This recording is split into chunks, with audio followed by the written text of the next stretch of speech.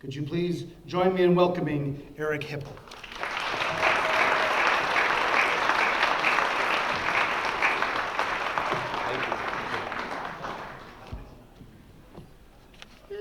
All right. How are you? Good? Yeah. I know the table back there is having a great time. Yeah, let's go Lions. Yes, yeah, great year, huh? Yeah. Hey, well, I had some pretty good years too. Just remember that. Yeah, went to the playoffs twice. Won the division 1 year. Okay. Right. Right.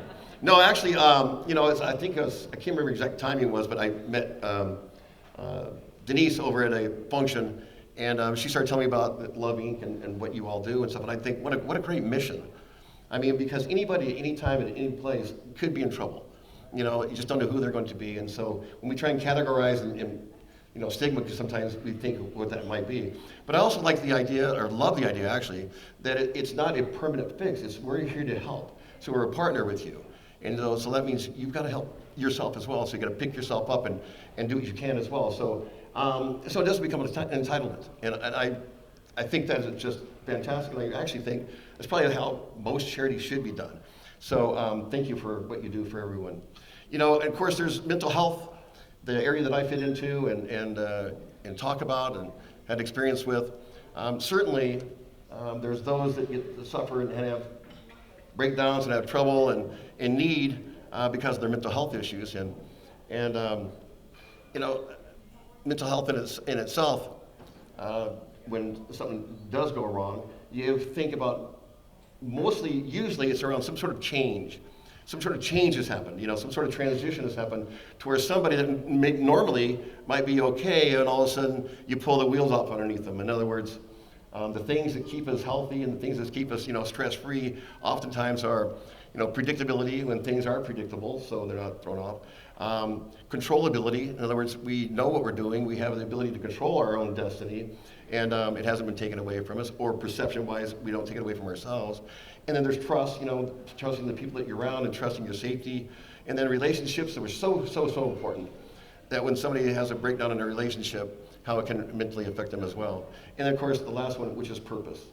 Those 5 things are really important for an individual to be able to navigate through, the ups and downs and be resilient and kind of in a stress-free, environmental safe area. The trouble is we have a lot of changes that's been happening. In the last 5 years, you think about, the COVID and the pandemic and all the changes that happened there. And I can't think of anything good that's come out of that change at all, right? There might be a couple little things, but I mean, it just destroyed a lot of people, especially in the mental health side. And then there's other changes as well. If you look, it depends on what your point of view is, but the elections that we've had, in the last, year and so that's been going on, and these massive changes and stuff, and what's going on. And, I mean, depends on your point of view. That could be good or bad. Okay. There's one change that kind of stays on my mind a little bit, even going right now, but it was all good, and that was the change of the Detroit Lions. Yeah. Awesome. Yeah. So they're fun to watch. It's been great. Anybody that's been a season ticket holder for a long, long time. In fact, I remember asking a long time season ticket holder at this event. I've been a season ticket holder for 35 years. And why? I was just curious, right? Why? And he goes, well, good question. He said, well, we have 35 years, and really what happens is, we come around a year, are we going to get him again this year? And the thought is, if we don't get him this year and they go to the Super Bowl, we're going to hate ourselves for the rest of our lives, right? So let's get him one more year. So I thought, man, that's a heck of a way to sell tickets, right? So get them because this could be it. Otherwise, you don't want to hate yourself. But so season ticket holders, awesome, it's been great. So when I think about mental health, in fact, how I got involved, my picture of mental health or mental fitness, or actually fell in the category of mental toughness. That's what I thought mental health was. If you're tough, you can get through anything. You can be resilient. But it's always a physical thing. And I learned that really the guidelines for, and we learn most stuff, when we're young, growing up, from people that are around us, or maybe there's a mentor or something. And the same was that for me. So in high school, I had a coach that came in, a new coach my junior year, and he came in. He called everybody into the gymnasium, and he said, here's how I'm going to run this team. And he gave us a long list of rules. right? So here's this long list of rules. But he also gave us the consequences to those rules. So if you drop the F-bomb, then you're going to do 15 push-ups. If you do this, then this is what's going to happen to you. If your grades drop at all, then you're going to do your homework here in my office, after school. So he had these long lists of rules, right? And the consequences go with them. But he said, if you follow these rules, you'll have one other consequence. You'll win. You know what? And he was right. We got together, we all buzzed our hair short, and we came together as a team, and we went to the playoffs my senior year. Awesome. Because of that, I got a scholarship offer to Utah State University. I go to Utah State, and sure enough, after my freshman year, we get a new coach that comes in. And he comes in, and he calls us all into the auditorium, and says, here, I'm going to run this team. I've only got one rule. In fact, I really don't have any rules. I just got one rule, though. And that's the do right rule. That means you're old enough now to know the difference between right and wrong. Okay, so I'm just going to ask you to do what's right. If I say be there at 7 in the morning, you be there at 7 in the morning. You might not know what the consequences are. There will be one, but I'm not going to tell you what it is. I'm just depending upon you to be responsible for yourself and to be there. Do what's right. You know what it is. And that was great because that gave me, responsibility maybe from the first coach I had, and this ran along with it that I make the choices. I get to choose if I'm going to do this or that. Before, knowing the consequences was a way to learn that. And these come at different times when you need them, right? So learning that, and then learning this, and then of course I got drafted by the Detroit Lions. Get here in 1980, a long time ago, and sure enough, Coach Monty Clark was our head coach. My first training camp, we're in this big room when he starts talking to us, and he starts telling us about how he's going to run a football team. And he says this, he goes, you guys are all professional now. That means you get paid for what you do. That means not only are you responsible for yourself, but you're also responsible for you're the face of this club, this organization. So we expect you to do what's good and act like a professional. But I don't want you just to be a professional. I want you to be a passionate professional. Be passionate in what you do. Because that passion is what gets you to make you win. And he was right. I became the starter my second year in the league, and that was awesome. My first start was on Monday Night Football against Chicago Bears. Yeah, it was awesome. I threw 4 touchdown passes, and I ran for 2 touchdowns. It was a hell of a night. It was a great evening. In fact, I almost thought football was easy. After standing in the muddy end zone, I threw a 94-yard touchdown. I didn't throw that far, but Leonard Thompson, our receiver, caught it, and he was fast and took off. And he scored a touchdown, he crosses that end zone, and I'm standing on this end zone, and I just hear 80,000 people just go nuts. And I was one of them. Yeah, and I ran down the field. Oh, it was so cool. Well, I became the starter. I started for like the next 6 years after that. But as time went on, we ended up going through 3 head coaches and 5 offensive coordinators is what I went through in those 10 years. Every other year, you have to learn another offense. And it's not, these offenses aren't the easiest thing in the world, especially terminology, and you have to kind of learn the differences and what goes on, but that's what we were doing. The thing is, I was named the MVP after that my first starting year. And so, how do you reduplicate that? How do you keep that going? Well, I was good. We moved on, and sure enough, the coaching changes, some injuries started happening to me, and I started getting kind of, I guess the best word to use it is the imposter syndrome. I don't know if you know what that is or not. Yeah, it's where you start doubting yourself, like, I don't really deserve to be here, even though you have. But you start feeling that way, and all of a sudden you start kind of hedging back, and so you quit taking chances anymore. You start trying to protect the position. In fact, anybody that challenges the position, you try and undermine them. So you just think, so you don't take, like I said, you don't take chances. You're not as aggressive as you used to be. It's about protecting your position. And so what ended up happening was as that went on, and then I started getting injured. I broke my hand in '87 in training camp, so I'm out for the year. And then I came back the year after that, got my starting job back against San Francisco, and I broke my ankle, so I was on injury reserve again. So I came back, we had another coaching change, offensive coordinator and head coach. So I came back my 10th year, and I remember at this point in time, I wanted to get my starting job back, but I felt like I had something to prove. And so the imposter syndrome is setting in on me, right? I'm just going to break out. So when I got my starting chance against Minnesota, I decided, well, I'm going to do it my way. I want all control as much as possible. I've got to prove it, but I've got to control everything. And so I told him I'd call my own plays, and I did. You know, and it's interesting because, I threw 3 touchdown passes, but it was one for us and 2 for them. And by the end of the third quarter, they pulled me and they benched me, and they cut me the next day. And so that was the end of my football career. I loved it. It was fantastic, 10 years, and I have no complaints whatsoever. Except when you are cut like that and you're released, there's another major transition that happens. And it gets kind of yanked out from underneath you. And one of the big things that happens to us, well, not just us as professional athletes, but I'm talking about anybody that has an identity of like the job. Maybe they wear a uniform. Maybe there are a lot of people report to them. Maybe they own the business. Maybe it's, whatever it might be, that identity, it gets yanked out from underneath you instantly. And so trying to figure out who you are is not an easy thing to do. And you lose your support system. The things that you had around you, people, that worked as a team. You don't have a team anymore. You're outside. And one of the things that's really painful, and I've talked to a lot of people in retirement or as an executive step down or even as an athlete, one of the hardest things to do is, after you're not playing anymore, is to watch the game on TV and see your team go on without you.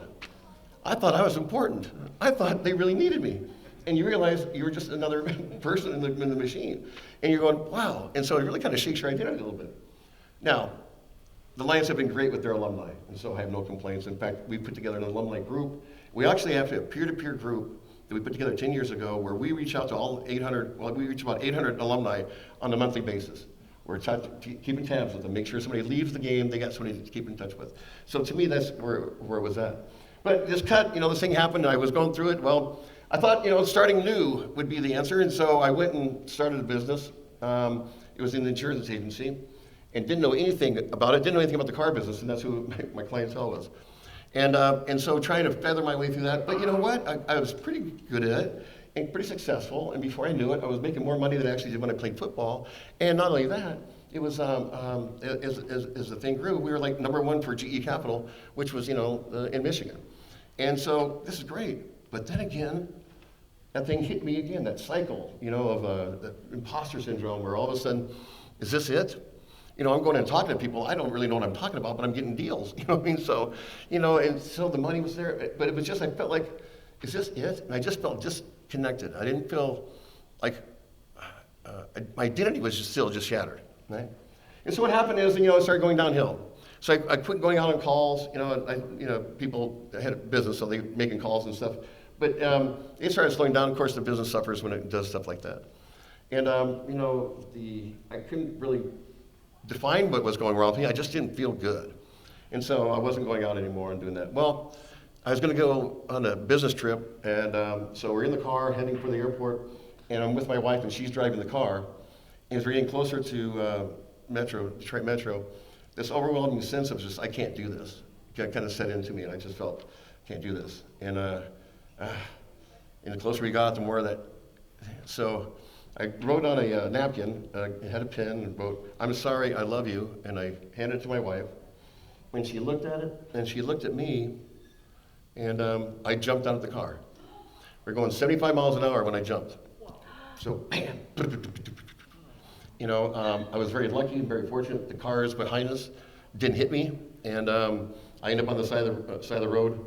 I don't remember any of this part of it, right? Other than the fact that my wife wasn't very happy. This is what you can imagine. But I woke up in the hospital, and they'd already done surgery on me, so that, I had, bandaged up and stuff, some skin grafts and some, fixing certain things. And I woke up and all bandaged up, and there's a psychiatrist standing there, and he's talking to my parents who flew in from California, and my wife, and saying, we got this program, we can do this, we can evaluate them.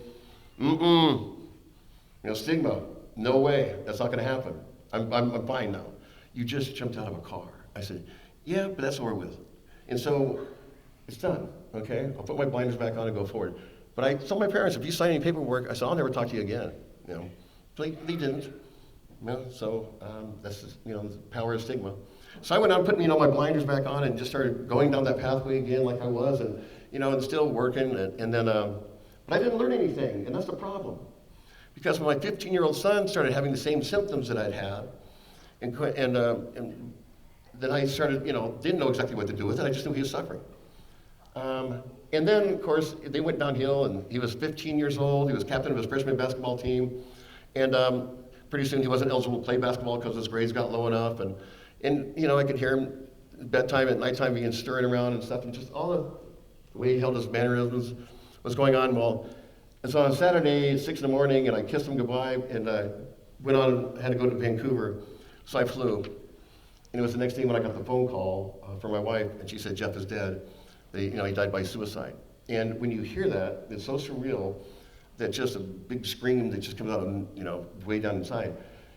I took an emergency flight and came back, and I went to the morgue and looked at his body. And right there it dawned on me that, the things that I had thought about, like suicide, right now just removed. I can never think about that again. Because the pain is so strong for the survivors, the people who were left behind, it's so painful that I would not do that. But what do I do about the pain I'm feeling now? Right? So I just decided to be numb. And so I had lots of tools. Alcohol was, always been fun in my life, but I started using it for a totally different reason. That's just to be numb. Anything I get my hands on, prescription pills, I don't really care what it was. I just want to be numb. And I was like that for about a year. And then I got picked up on a DUI. And got arrested, ended up doing some jail time. And I remember, jail's no fun, okay? But I remember being in there going, oh God, they all know my name. This is like terrible. But what I noticed was there's nobody in there that had any responsibility whatsoever. It was always somebody else's fault. Oh, this happened to me because of that. This happened to me because my dad was an alcoholic. This happened to me because of the cop did this. And it was always somebody else's fault. No responsibility at all. And listening to him, and all of a sudden it dawned on me, am I one of those? Am I that guy because I'm here because my son died? That's my excuse? And I decided, man, I do not want this to be his legacy, and I do not want it to be mine. Not only that, I want some answers. I want some answers as to what happened with him, what happened with me. What was the deal with my mom when we were growing up? My dad would say, your mom's not coming out of her room. She's having one of her spells. What is that about? And so I ended up going to a place called the University of Michigan Depression Center and got some treatment myself. But they had this little education program, and so I started attending that and went through this education piece, a little mini medical school on depression and on mental illness. And I started saying, so they have a name for this thing. Oh, and this is what it is, and the symptoms and everything else is. What an eye-opening experience, right? So I went down the pathway of starting to, how do I save people? They ended up hiring me as a outreach coordinator. And I remember the first day I showed up, I said, okay, so what's my job? What do I do? My job description. I don't know, you tell me, you're the outreach coordinator. I went, oh, I really had a carte blanche to kind of do what I wanted to do, just make a difference. Wow, that was pretty cool. And I reported to the head of the department. So I started doing that, hard to reach programs for populations like men, professionals, and something that was my main target to start off with. And we've done a lot of good in that area. One of the coolest things, over an 11-year period, I worked with the Navy, going out to all their bases and away and on both coasts here as well, and doing suicide prevention with them. And so I got to see a lot, got to learn a lot, and that's what got me into the veteran world and starting to work with veterans, because that same thing happens to them when they come back and leave, right? That transition, and they lose all their identity and everything else as well. So those programs, I was really settled in on those things. So I've done that for quite a while, but one of the things that always bothered me was the fact that why are we always waiting until something happens before we can actually treat somebody, or get to them? Why not be way in front? Why not go way out in front of and be upstream, so we can be mentally healthy, mentally fit?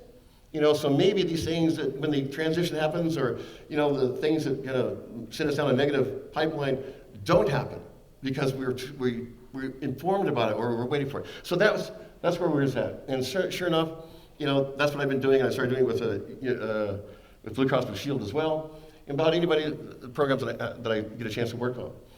And there's three major things I'm going to leave as takeaways with you that I found that can be really upfront in this mental fitness piece, right? And so one of them is to understand what the imposter syndrome is, right? And it's called conditional self-acceptance.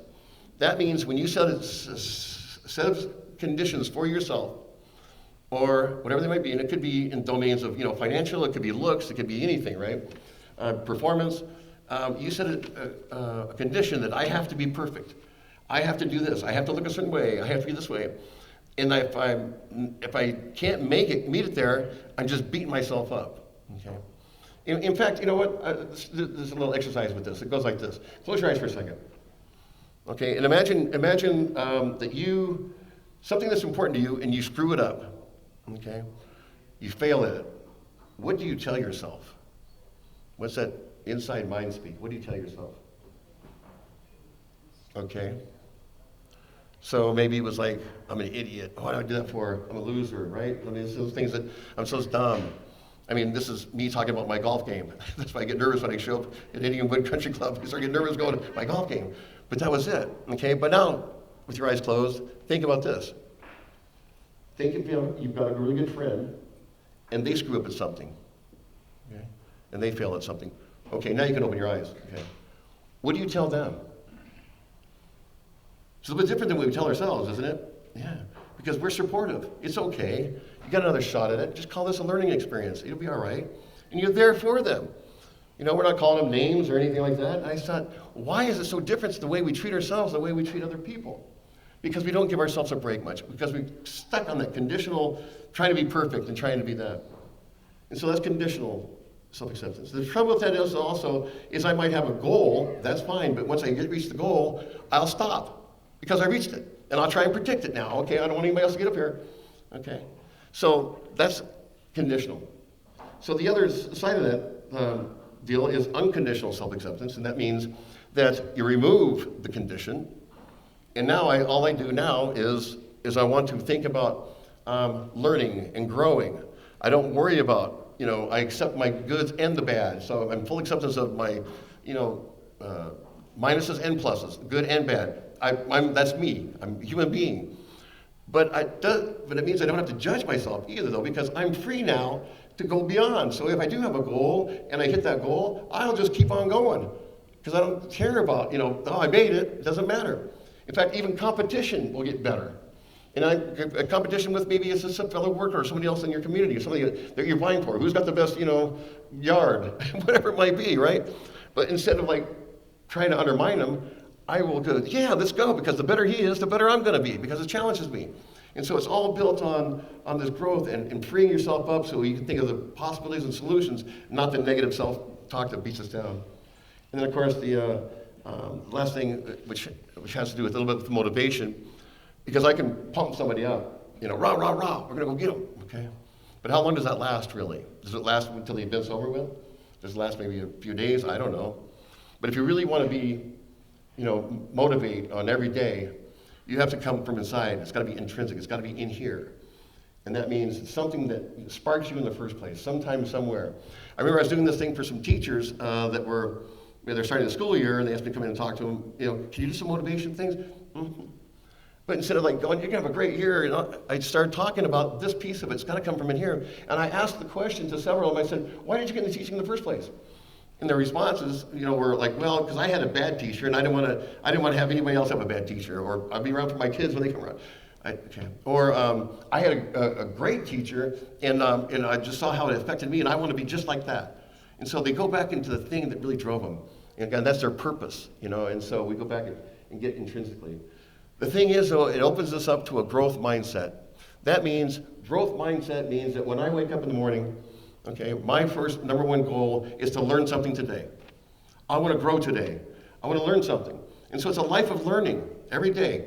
What can I learn today? And so that means when I come across problems, I don't fight them. I don't, run away from them. I take them on because I might learn something in this, today. And so it gives us the freedom to move forward.